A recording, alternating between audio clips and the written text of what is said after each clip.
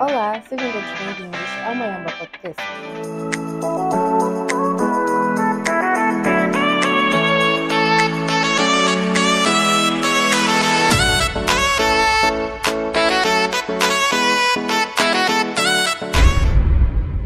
Quem vos fala, Ludin Cosse, que hoje vos vai apresentar o autor Fernando Augusto. Boa tarde. Boa tarde. Como está? Estou bem. Do seu lado. Tá, também, graças a Deus. Sim, senhora.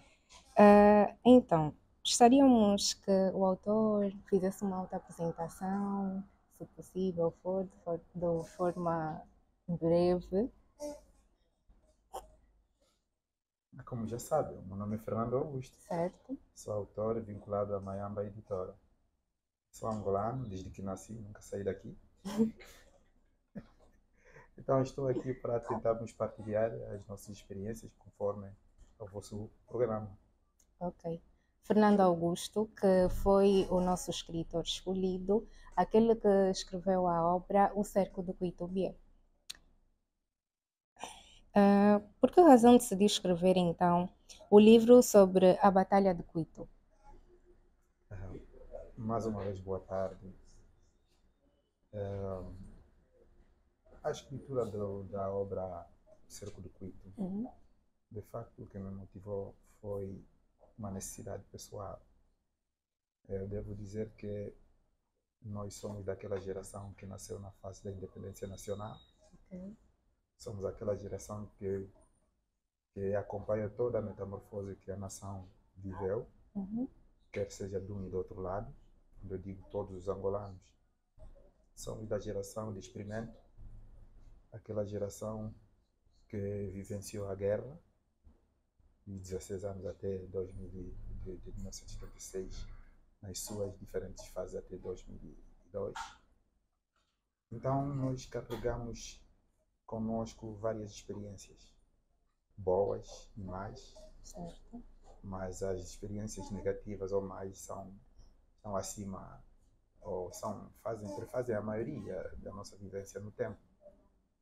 E quando olhamos para o passado hoje, conseguimos ver que, se fizermos uma comparação entre como nascemos, como crescemos e como vivemos hoje, não houveram grandes progressos, em que a maioria da nossa geração praticamente se esbarrou no tempo, por várias circunstâncias. As vicissitudes, a negação das oportunidades que não tivemos, a negação até ao ensino, que muitos não conseguiram estudar por causa da necessidade de guerra na altura. Quando digo isso, digo dos dois lados que se confrontavam na altura. E também aquilo, como sabem, quando há guerra perde-se muita coisa. Verdade. Não só as oportunidades, mas também amigos.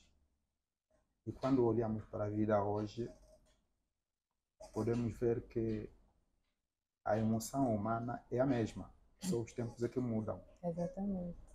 E havia necessidade, ou eu até gostaria de dizer que todos aqueles que vivenciaram factos relevantes que podem prejudicar uma sociedade deviam escrever. Porque o conhecimento do passado pode ajudar naquilo que é programação do futuro e alertar as pessoas a tentarem agir de forma ordeira, inteligente e pelo uso da razão, não da emoção. Certamente. Então, dentre todas as vivências negativas que eu tive pessoalmente na minha vida, este foi a de maior expoente, que é o Cerco do Cuito. O Cerco do Cuito foi um evento que ocorreu daquela confusão que surgiu depois das eleições de 29 e 30 de setembro de 1992, em que os principais contendores não se entenderam, ou seja, não tiveram a paciência para negociarem e preservar a pequena paz que tínhamos vivenciado ao quando dos acordos de Bicesse, dia 12 de maio de 1991. Então, desembocamos no conflito citadino, que foi mais violento que os 16 anos que tínhamos vivenciado anteriormente. Posto isto, uma das principais razões era mesmo homenagear os nossos amigos, colegas de combate que tomaram. Outra homenagem é mesmo ao povo do Bié pela sagacidade e bravura com a qual defenderam a democracia, se assim podemos dizer.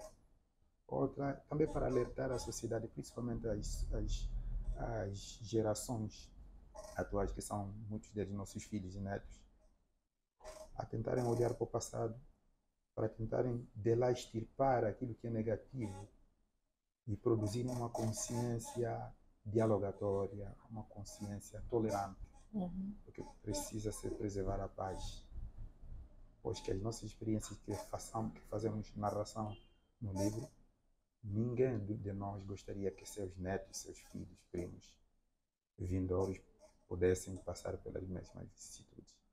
Então, este é o principal alerta para ajudar a sociedade a conhecer o passado, que é um capital importante.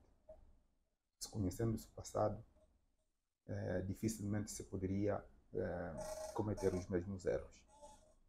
Mas se ignorarmos os factos do passado, nós podemos cometer os mesmos erros. Tanto mais é que o que tenho estado a constatar nos últimos tempos é a exaltação da emoção e o impulsionamento digamos, da contradição entre jovens populares que nutrem diferentes, digamos, ideologias, talvez não seja ideologia, talvez fé, crenças, né? Crenças partidárias, crenças religiosas, inclusive. Então, aquelas pequenas confusões que acontecem e que nós notamos que são coisas pequenas, podem, sim, senhor, desenvolver para grandes descalabros sociais. E eu acho que não é conveniente, nem é produtivo, nem é promissor para Angola continuar a ter uma mentalidade de discórdia, uma mentalidade de intolerância, uma mentalidade de divisão social. Porque uma coisa são os políticos, que também usam a política para defender os seus interesses restritos. Outra coisa somos nós que seguimos-los, porque acreditamos naquilo que falam, sim, mas quando na prática nem sempre é assim. Sim, aí está o poder da palavra. Exatamente, porque o futuro nunca ninguém sabe. Aliás, em situações de constelação social, perde-se mais do que se ganha. Então, aqui está a síntese que constitui a minha principal motivação para tentar lançar essa obra. Ok, muito obrigada. Já agora, deu para notar que a obra foi escrita de modos a mostrar as experiências que teve no passado e claramente nos ajudar a ter uma percepção melhor daquilo que se deve viver nos tempos atuais, principalmente para a nossa geração. Exatamente. Que acredito que pouco sabe daquilo que é a história do nosso país. Exatamente. Ok?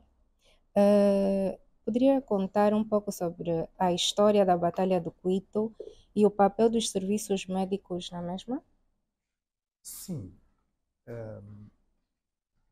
Antes mesmo da Batalha do Cuito, houveram várias escaramuças, como chamávamos naquele tempo, na cidade. Houveram confrontos entre simpatizantes dos dois principais partidos na altura, que era a UNITA e o MPLA, porque depois que se assinaram os acordos de Bicesse, nós estávamos apreensivos, porque nunca tínhamos vivenciado uma paz relativa. Nós crescemos praticamente com Angola dividida, não havia circulação, não havia livre circulação de pessoas e bens. Todo o sistema de transporte era mais por via aérea, portanto era caro. E quando se deslocava por via rodoviária era por colunas, um conglomerado de viaturas, caminhões, escoltadas por caravanas militares. Não era fácil, sim, pois que a probabilidade de sobrevivência era ínfima, porque no curso das colunas haviam sempre ataques às colunas e de lá desaparecia muita gente. E quando surgiu o Bicesse, nasceu a esperança toda a população, pelo menos da parte de nós que vivíamos nas cidades, e eu também creio que da parte dos outros que estavam nas matas na altura, tínhamos esperança e o alívio de que dessa vez vamos viver a paz, até porque o nível de emoção que se viveu demonstrou isso. E foi assim que, em função daquilo que são os programas, os planos dos políticos, porque só eles sabem os motivos com os quais a população combate, nós, a população, ficamos a olhar neles e nos sinais que eles nos transmitiam. E durante o curso do período de paz, começaram então aquilo que na obra dissemos como os fatos que antecederam o conflito. A campanha eleitoral, o registro eleitoral.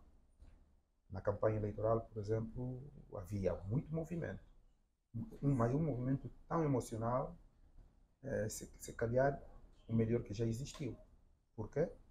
Porque na altura a UNITA, o Dr. Savimbi acabava de sair das matas, e nós todos estávamos perplexos como é que seria a convivência com a UNITA. Eles também estavam apreensivos como é que vamos conviver nas cidades. Sim, sim. E a UNITA veio com aquele movimento, de fato, um movimento cultural profundamente autóctono, e mobilizou muita gente, porque aquilo era a emoção à flor da pele. Mas ao longo do período, aconteceu que, pronto, lá no nível que nós não poderíamos imaginar, haviam sempre aquelas discórdias através de um órgão que se chamava CCPM, com Missão Conjunta Político-Militar, que era o grupo que monitorava o processo de paz. Mas também, do outro lado, como o Dr. Savimbi tinha vindo às cidades com um grupo de militares que se destinavam à sua proteção, só que na hora de agir social de cada homem, há sempre algo que vai fora daquilo que são os parâmetros estabelecidos pelo próprio líder. E começou a haver muitos raptos de pessoas nos bairros, muita violência, muita violência social.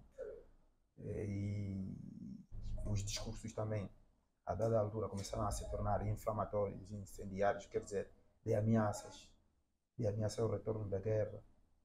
Então, a partir daí, a sociedade ficou apreensiva e com medo. Abro aspas, com medo de um lado, do outro lado, com o inflamar das emoções também. Tanto mais que a maior parte da juventude, quer seja de um lado e do outro, já éramos militares. Sim. Uns das falas, outros das fábulas. Então, os militares naquela situação não têm muita paciência. Mas os políticos devem e deveriam ter paciência de dialogar infinitamente. Porque a paz é um bem que deve ser negociado o tempo que for necessário, desde que os políticos tenham aquilo que é o bem comum como prioridade. Agora, se colocam fatores pessoas acima de tudo, cai-se sempre nesses erros. É o que temos estado a vivenciar. Então, foi daí que a partir do dia 28 de outubro, se a memória não me atraiçoa, começou o primeiro embate a sério. Isso foi no AMO, porque eu acho que o primeiro embate com armas foi mesmo no AMO, dia 28 de outubro. E aqui em Luanda, foi dia 30 de outubro que começou. Então, a partir daí, só foi questão de tempo.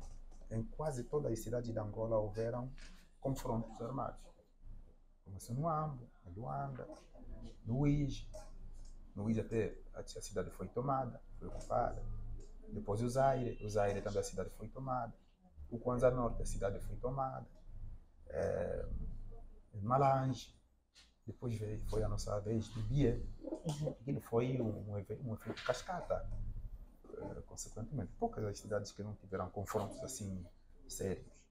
Poucas são, creio que é Cunene e Namibe. E do Bango também. Foram confrontos de realce. Depois no Cubango. Enfim.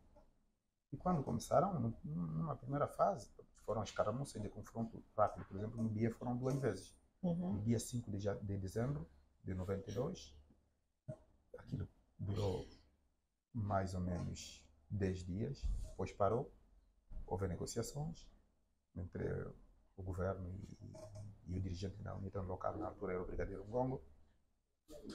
E então passamos bem o Natal, Graças a Deus, né? mas já sem circulação. Sim. Já não havia circulação, assim, uma circulação livre. As viaturas que se deslocavam de Bié para o Ambo já passavam por um crivo, um controle, cerca de 5 controles. Havia um controle na Chicala Choluanga, um controle no Catiungo, 2 controles no Xinguari de entrada e de saída e um controle no Cutato. Eram mesmo controles a sério. Então, para você passar, principalmente jovem, já era com muita suspeita, porque os comandos da UNITA conotavam-nos como anti-mutins, que anti-mutins estava na moda na altura, o SPI estava na moda. Então, passamos bem o Natal até dia 5 de janeiro de 93, quando aterrou o último avião da TAG naquele ano. E no dia 6 da madrugada é quando começa o confronto na cidade do Quito. O confronto começou,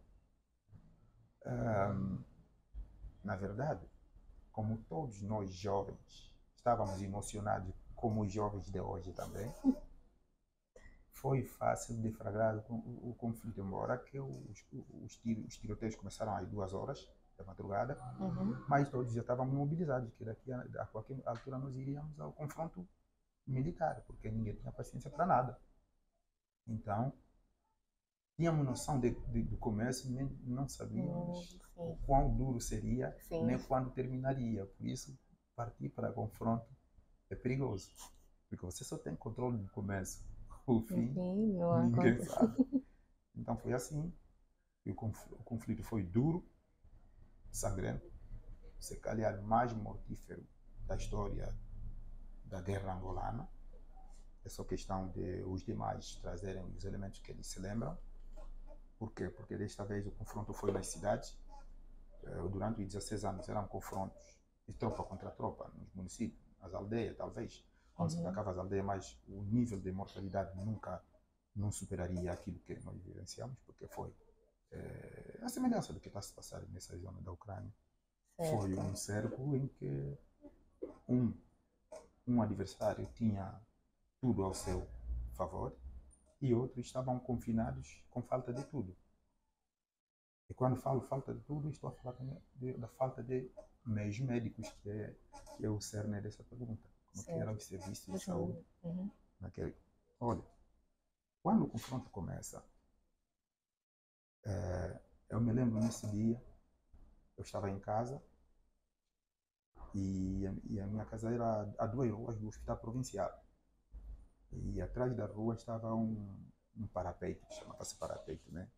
Onde nós acudimos, corremos aquela noite para ir fazer barreira para confrontar o inimigo que se encontrava num bairro chamado Cantiflas, lá do Cuito. Então, lá ficamos. Quando amanheceu, praticamente todos os doentes ligeiros que estavam na instituição foram embora. Uns fugiram para os municípios. Os graves se mantiveram lá. Agora, não sei como que terminaram os graves, mas aqueles que estavam mais ou menos acabaram por sair, se calhar muitos deles foram para os municípios, outros curaram mesmo, porque naquela fase também, doenças normais, que são as nossas doenças tropicais, paludismo, dores de estômago, etc., desapareceram. A morte era mais pro ferido. Sim, a Ironsal você tem poder também. E desfeito esse sistema de saúde público, não havia alternativa senão montar o hospital militar que para socorrer mesmo os feridos. E veja que na altura Angola tinha poucos médicos. E na cidade do Cuito, então, quando o conflito começou, se a memória não me falha, tínhamos um médico na província, que era o doutor Veloso, em memória, o doutor Chiquete. Só que esse doutor Chiquete depois, pronto, como era do Partido UNITA, ele também recuou com a UNITA. Então ficaram só técnicos médios, técnicos básicos. E Bia era afortunado porque tinha escola de saúde. Então, profissionais de saúde no Bia não se procuravam. Exatamente. Então, todo mundo se mobilizou, principalmente os jovens. Os que não eram militares se mobilizaram, outros foram para a polícia, outros foram para as FARC, não foi necessário o recrutamento. E organizou-se o hospital militar. improvisado debaixo de um prédio. Começou debaixo de um prédio, depois deslocou-se para uma escola. Quando foram um dia, o que te perguntam só onde que a escola 48 é lá onde funcionou. O hospital improvisado durante os quase 18 meses de cerco. Então, foi daí que os técnicos que estavam disponíveis começaram mesmo a socorrer os pacientes. Agora, qual foi o impacto? Olha, eu devo lhe dizer que provavelmente no exército, quando se trata do exército, dificilmente vem à tona, dificilmente, digamos, eu posso estar errado, mas dificilmente se dá realce aos serviços de saúde militar. Mas em guerra, eu devo dizer que depois da logística, é o órgão, é um dos órgãos mais importantes, porque é a oficina mesmo. Ele é a oficina. Por quê? Porque eles são mesmo responsáveis pela estabilidade do conflito, ou da guerra, ou do combate. Porque no nosso caso em concreto, quando a guerra começou, as FARC não existiam. Eram 28, depois 14 que pertenciam à unidade recuada. Saíram da cidade e pronto, aquelas FAPLA que esperavam ir para a polícia ou então desmobilizados acabaram por se juntar, então constituíram já o corpo das Forças Armadas, que era muito pouco. Eu creio que o número não passava em 600 e tal militares.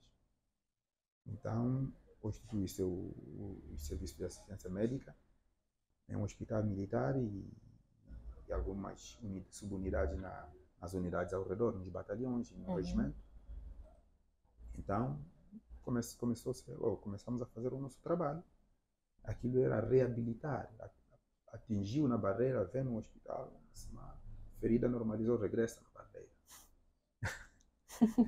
Os convalescentes, a ferida curou, o coto, aqueles que, pronto, se calhar tinham uma amputação traumática, pisou na mina, ou então o projetil lhe bateu por perto, a perna cortou. Lhe tratam, quando a ferida curar, volta na barreira. Então era assim, é uma reciclagem mesmo. Então não havia mesmo escolha. Não havia escolha. Foi fundamental. Os serviços de saúde foram fundamentais para aquilo que é contribuição na resistência. Por quê? Porque os combates não tinham hora, né? Aí era dia e noite. Portanto, esse foi um grande avanço. E veja que não se escolhia, quer dizer, civis, militares, todos eram assistidos pelo mesmo grupo, que não eram muitos, se a memória não me falha, eram um total de 26 técnicos, quer dizer, na cidade. E veja que não ficavam permanentemente no hospital, faziam escala na barreira e no hospital. Quando está de banco no hospital, quando não está de banco no hospital, vai na barreira combater. Era assim, essa rotação. Então, o serviço de assistência médica, depois da logística, né, foi muito fundamental. Foi importantíssimo para o suporte daquilo que foi o conflito. Ok, então foi uma troca de serviços, era ajudar ou ajudar, né? Para poder também ajudar os outros. Sim. E aqui está o nosso escritório como prova. Sim. Também gostaríamos de saber se é positiva a transmissão de conhecimentos históricos de Angola em instituições de ensino. Não só positiva, mas também fundamental. Ok. Por quê? Porque, ora bem, os factos no mundo e na vida praticamente se repetem. Só que se repetem com pessoas diferentes, porque são tempos diferentes, gerações diferentes. Certo. E também, quando nós vamos analisar hoje, há muita facilidade de encontrar matérias. Sim. Mas as pessoas perderam a paciência de procurar conhecimento profundo. Sim. Por quê? Porque está tudo sintetizado. Alguém leu, colocou um trecho no TikTok, aprendeu, sabe tudo. Não. Sim. Há uma falta de interpretação. Há uma falta, às vezes, o cerne da situação que se interpretou de forma superficial é mais profundo do que aquilo que se vê. Aliás, há exemplos daquilo que temos estado a acompanhar, nas guerras que estão a ocorrer. Um país agrediu o outro, todo mundo indominizou, ninguém sabia o que se passava no fundo. Sim. Hoje, com o tempo, as coisas estão a vir à tona. É para dizer que eu acho que cada sociedade, aliás, foi dito aqui por alguns líderes, um deles, eu tinha ouvido também essa frase na palavra do malogrado Dr. Savimbi, que qualquer povo que não conheça a sua história está suscetível a cometer os mesmos erros. Essa é uma verdade contundente. Quando nós não sabemos nada do passado, Certo. dificilmente procuramos ações preventivas. Por exemplo, o que eu vi nas eleições de 2022, aquela emoção social que eu vi, é fotografia a preto e branco daquilo que nós vivenciamos em 92. Com a diferença que desta vez não há dois partidos com o exército. Mas o que aconteceu nos bairros, se os partidos tivessem armas, podia se desembocar num conflito, ainda que fosse de pequena intensidade. Por um lado. Por outro, a falta de conhecimento profundo do passado. Os atores políticos também que eu vejo atiçarem a juventude, eu creio que eles ouviram falar dos fatos, não vivenciaram. Porque uma verdade vivida tem outro efeito. E eles, como só ouviram, fazem as suas interpretações e acham que devem criar aquela agitação social, porque tudo vai correr por si só. Não. Perde-se pessoas. E quando se perde uma pessoa, perdeu-se de vez. Então, é daí que aqueles que conseguiram ter o privilégio de viver depois de fatos hediondos como os que vivenciamos, deviam ter a paciência, mesmo que não forem eles a colocarem em papel, que procurassem pessoas para dar o seu contributo, para ficar registrado. Porque os registros fazem com que a história deixe de ser interpretada de forma superficial. Certo. É claro que todas as obras nunca são perfeitas, mas o essencial sempre vai existir para que as pessoas colham uma lição. É daí que é muito importante que o diálogo intergeracional exista e não pode ser banido. É muito importante que os professores, sobretudo os professores de história, devem, sim senhor, fazer consultas para procurarem ensinar, ou seja, para procurarem transmitir aquilo que é o nosso passado. Porque do passado as pessoas previnem. Sim. Do passado você vai ter noção de descobrir as fraquezas. Então, a partir daquelas fraquezas, você vai começar a moldar um futuro que já vem colmatando aquelas fraquezas. E se nós ignorarmos o passado, então seremos reféns eternamente. Seremos reféns eternamente. O mundo mostrou isso. Sim. O mundo mostrou isso. A experiência da vida mostra isso. E se olharmos para aquilo que é o movimento político e econômico do mundo, está a desembocar para aquilo. Coisas do passado, que de há séculos atrás, de décadas, estão a vir à tona. Quando você vai buscar o fundamento, aconteceu em 1917. Certo. Passaram 2, 3 séculos. Então, são situações que o ensino, a transmissão dos fatos do passado às gerações vindouras é essencial para uma sociedade ser equilibrada. Por quê? Porque senão você não sabe de onde veio, dificilmente vai ter onde vai. Vai ter noção de onde vai. Fica a flutuar, sem norte. Esse é o entendimento que é no meu ponto de vista. Ok, obrigada. Penso que seja a última questão. Já estás cansada? Não estou cansada. Mas há uma coisa que fica assim na minha cabeça. Nós aqui agora somos, como é que eu posso dizer? Somos divididos em cursos sociais e em cursos técnicos. É sabido que em alguns cursos técnicos foi cortada a disciplina História. Só apenas em cursos sociais é que dá-se essa continuidade. será que a falta dessa mesma disciplina em cursos técnicos também não influencia naquilo que seria a falta de conhecimento histórico do nosso país? Eu não posso dizer que sim nem não, porque depende do programa. Ok. Sempre foi assim. Sempre foi Uhum. assim. Quer dizer, os que fazem cursos, que seguem o curso de História no ensino médio e no ensino superior, Uhum. sempre seguiram. Sim. Mas a base em si, sempre foi até a 8ª classe. Agora, o que alterou, eu creio, foram os programas. A quantidade e a qualidade do conteúdo. Certo.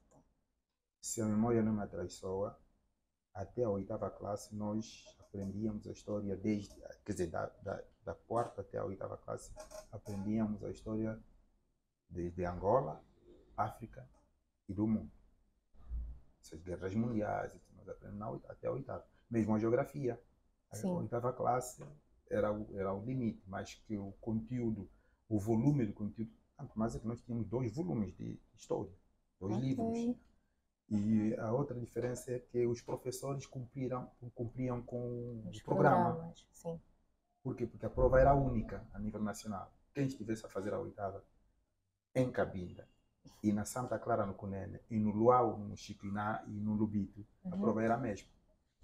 Okay. Quem estudou no Cunene, estudou em Cabinda, podem se encontrar em Luanda e fazerem prova, ninguém vai dizer que não, eu não vi isso. Seja química, física, matemática, história, geografia, era assim.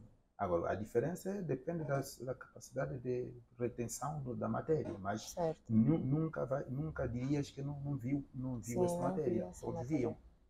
E os livros de história atuais são mais reduzidos também.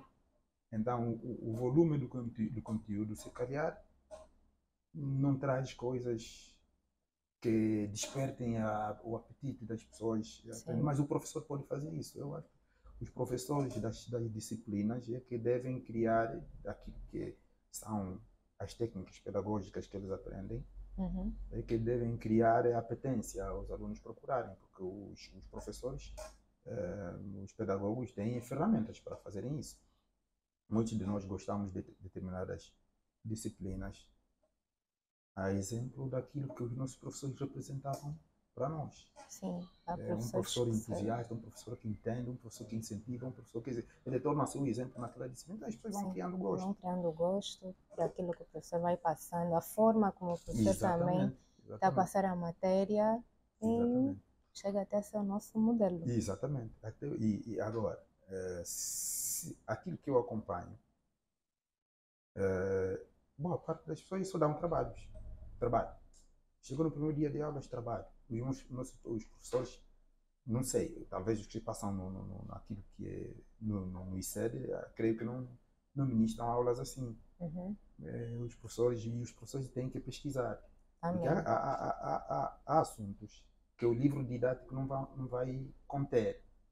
E o professor, naquelas buscas que vai fazendo, vai trazendo esses elementos como uma forma de alargar o seu leque de explicação e também vai orientando os estudantes para onde se dirigir, que obras, que obras podem consultar, que bibliotecas, que livraria. Hoje até as coisas estão um pouco mais fáceis por causa das plataformas. O professor tem que indicar qual é a plataforma ideal para buscar um conhecimento acadêmico, porque também, né, tudo que aparece na internet é um conhecimento científico comprovado.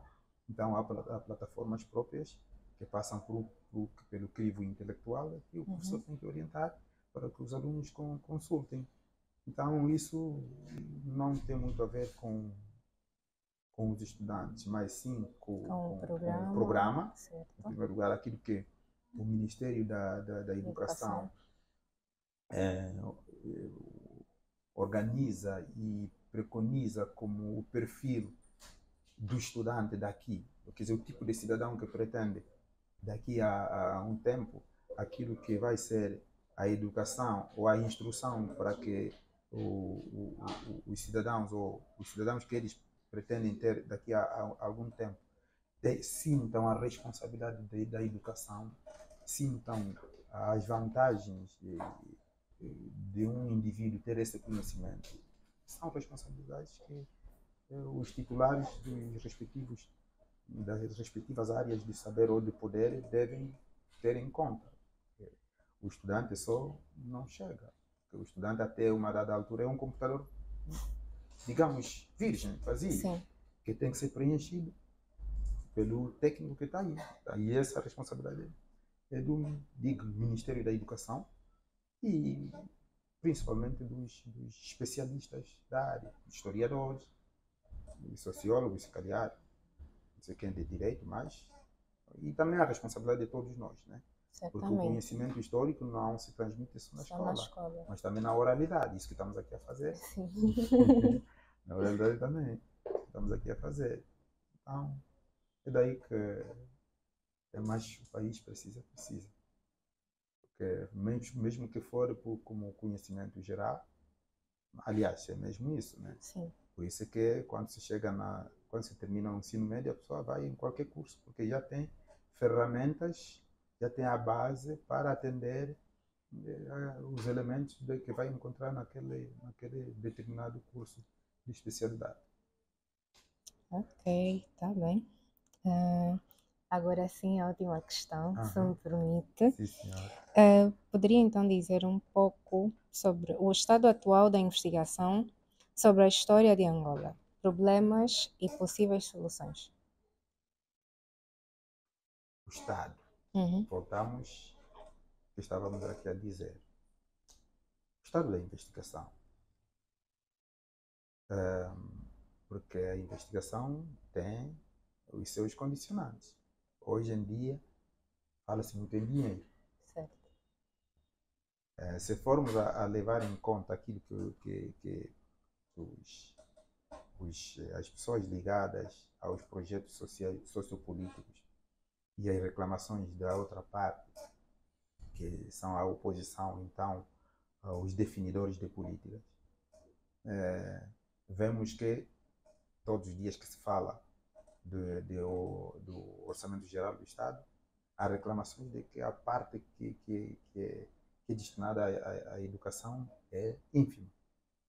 E se é ínfima, agora não sei para quê, porque também a própria população em si não sente sede de ler. Vai na internet, busca a definição e acabou.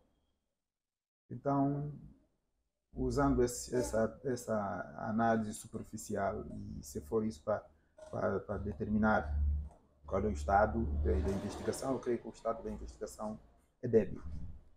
Quando deve aqueles que gostam, principalmente quem está numa determinada especialidade de saber, devia tentar fazer a pesquisa ou a investigação, porque também eu creio que, ou do meu ponto de vista, já é momento de nós começarmos a produzir ideias próprias.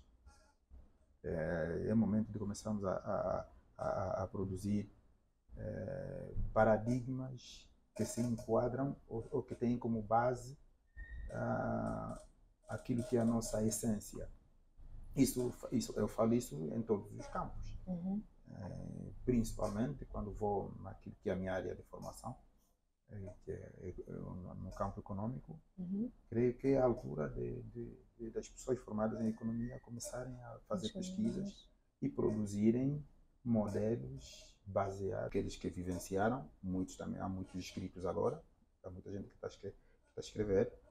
Então, pode ser ressuscitado esse elemento. Mas de momento ele está débil. E agora, problemas são vários. Um deles é mesmo a capacidade de adquirir ferramentas para a tal investigação. O elemento dinheiro vem sempre à tona. Porque hoje a pessoa tem que escrever, para escrever tem que ter computador. Sim. E quando você vai na NCR do computador, está caríssimo comparativamente àquilo que é o rendimento, né? O rendimento médio dos angolanos, sobretudo dos professores. Porque o que está mais perto de desenvolver a investigação é o professor. Mas o professor, quando vamos ver naquilo que é o seu rendimento para tentar buscar esse, ele cria prioridades. Cria prioridades dentro da sua vida. Ou come ou compra o computador. Se compra o computador, a criança chora. Se prioriza a criança, não compra o computador. Então, não vai investigar. Então, são vários problemas. Não só esse, mas também a falta de vontade. Também não podemos ignorar esse facto. A preguiça. Também a preguiça. A famosa Apesar dos problemas, procrastinação. mas também a preguiça. Por quê? Porque nós estamos agora naquilo que são tempos fáceis que estão a criar homens débeis. Veja que em tempos difíceis as pessoas procuravam muitas alternativas para conseguir colmatar as suas dificuldades. Hoje, que talvez o meio está um tanto quanto ligeiro, as pessoas se tornaram preguiçosas. Então a preguiça também é um dos problemas, Sim. mas não é o fundamental. E a vontade dos profissionais. Têm que pesquisar, ou devemos todos pesquisar, né? Devemos pesquisar para tentarmos produzir algo importante, porque senão vamos continuar parados a pensar que tudo virá de fora. E como solucionar? Que soluções? Aqui é a parte mais difícil. A solução, toda a sociedade deve colocar em sua consciência que o país não vai se desenvolver só com um grupo. Primeiro, o país tem um governo que deve trabalhar para o país, um governo que tem que ter dirigentes comprometidos com o país, onde cada um vai fazer a sua parte de forma abnegada e séria, mas também, de nossa parte como povo, cada pessoa tem que tomar a sua responsabilidade. Sim, uma questão de consciência. Sim, se o governo faz, mesmo pouco, nós devemos respeitar e cuidar daquilo que foi feito.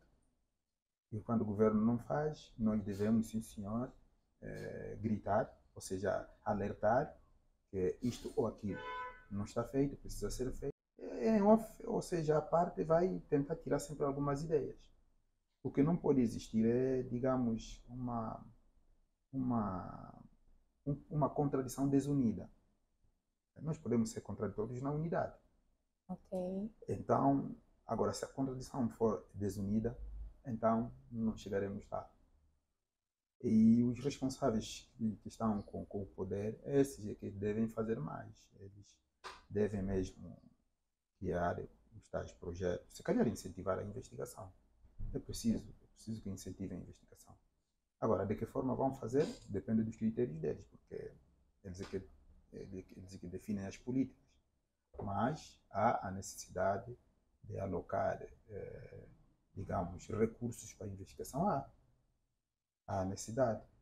A necessidade até porque, vamos lá ver, os outros países que desenvolvem é mesmo com investigação. Os países que produzem muito conhecimento é com investigação. Quem financia, depende. Para aqueles que já têm tradição, o empresário pode financiar. Mas aqui, cujo mercado é distorcido, creio que a dada altura o próprio governo nem que tiver que se acaparar das patentes, mas tem que dar um incentivo para incentivar a investigação.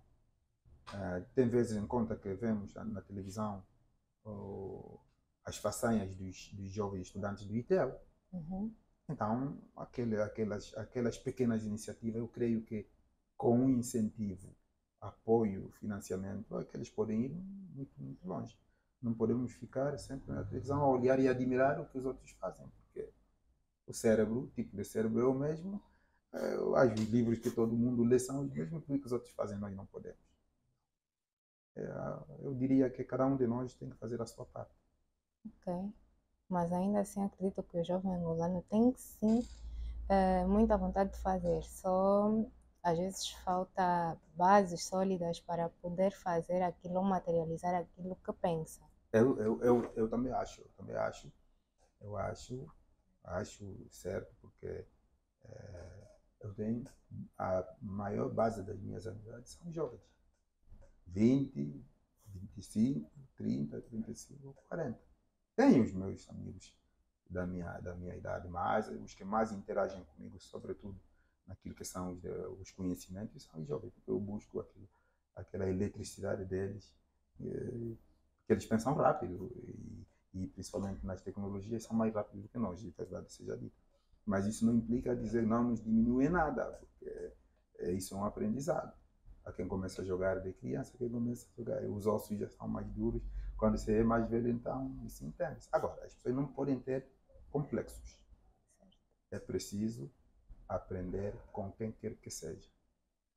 O conhecimento nunca tem tempo, não tem limite, nem ocupa espaço nesse indígena. Sim. Tá bem, então terminamos mais um episódio do Mayamba Podcast.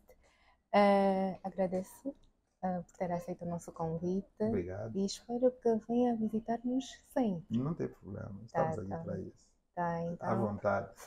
O senhor Ageu sabe. É tudo. Continuação de um bom dia. E foi mais um episódio do Mayamba Podcast. Curtam, comentem e partilhem. Quem vos fala, Ludin Cossi. Beijinhos!